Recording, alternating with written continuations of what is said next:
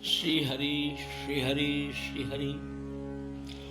उत्तर गीता 4था अध्याय मुक्त भावानुवाद.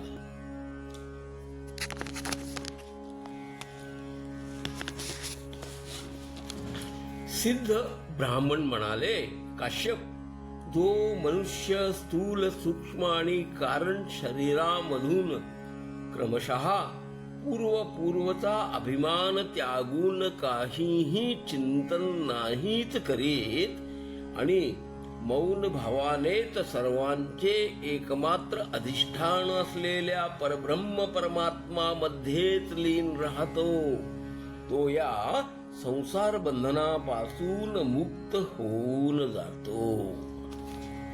तो सर्वांचा मित्र आहे आणि सर्व काही सहन करणारा आहे, मनोनिग्रही तत्पर आहे, जितेंद्रिय भय क्रोध रहित आणि आत्मवान आहे. असा मनुष्य सर्व बंधनांपासून मुक्ती पावतो.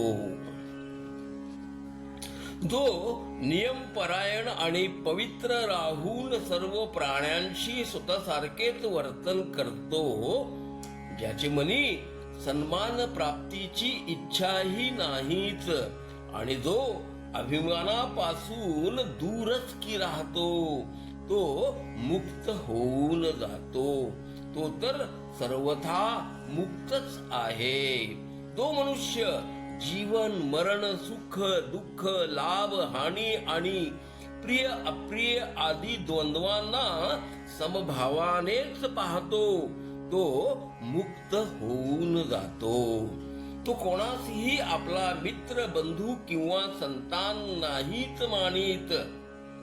ज्याने सकाम धर्म अर्थ आणि कामाचा त्यागच की केला आहे आणि जो सर्व प्रकारच्या आकांक्षा रहित आहे, तो मुक्त होऊन जातो.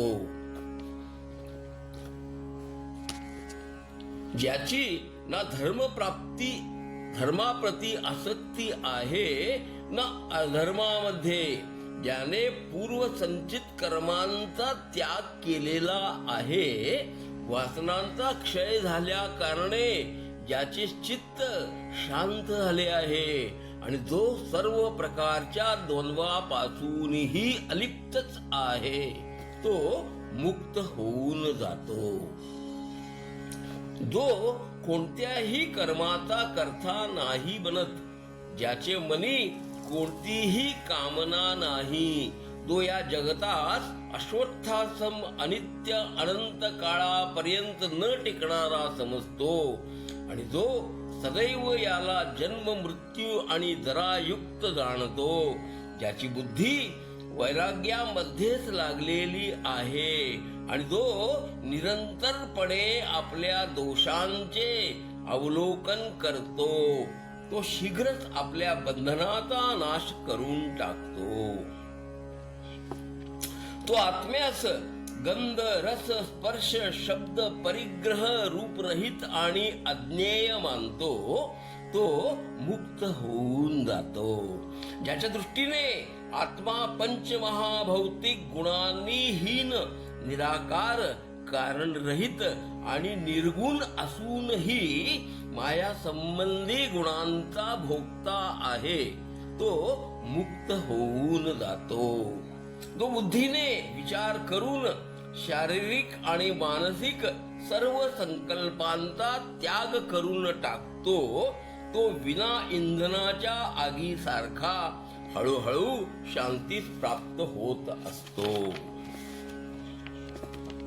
जो मनुष्य सर्व प्रकारच्या संस्काराने रहित द्वंद्व आणि परिग्रहापासून रहित झाला आहे आणि जो तपस्येद्वारा इंद्रिय समूहांना आपल्या वशी करून अनासक्त भावाने विचरतो, तो मुक्तच की आहे.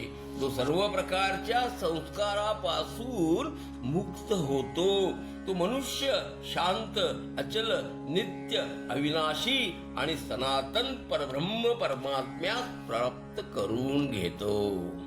आता मी त्या परम उत्तम योग शास्त्राचे वर्णन करेन, ज्या योगे योग साधना करणारे योगी पुरुष आपल्या आत्म्याचे साक्षात्कार करून घेतात. मी त्याचा यथावत उपदेश करतो. मनोनिग्रहाच्या ज्या उपायांद्वारा चित्तास या शरीराच्या आतच वशीभूत करून आणि अंतर्मुख करून योगी नित्य आत्म्याचे दर्शन करीत असतात, त्यांना माझेकडून ऐकावे. इंद्रियांना विषयांकडून हटवून मनात आणि मनास आत्म्यात स्थापित करा. या प्रकारे तीव्र तपस्या करून मग मोक्षोपयोगी उपायांचा अवलंब करावयास हवा. मनीषी ब्राह्मणास हवे त्याने सदा तपस्येमध्ये प्रवृत्त आणि यत्नशील होऊन योगशास्त्राच्या उपायांचे अनुष्ठान करावे. यामुळे तो मनाद्वारे अंतःकरणामध्ये आत्म्याचा साक्षात्कार करून घेऊ शकतो. श्लोक 18 अखेर. घ्या श्रवणानंद. हरिओम तत्सत. हरिओम तत्सत. हरिओम तत्सत.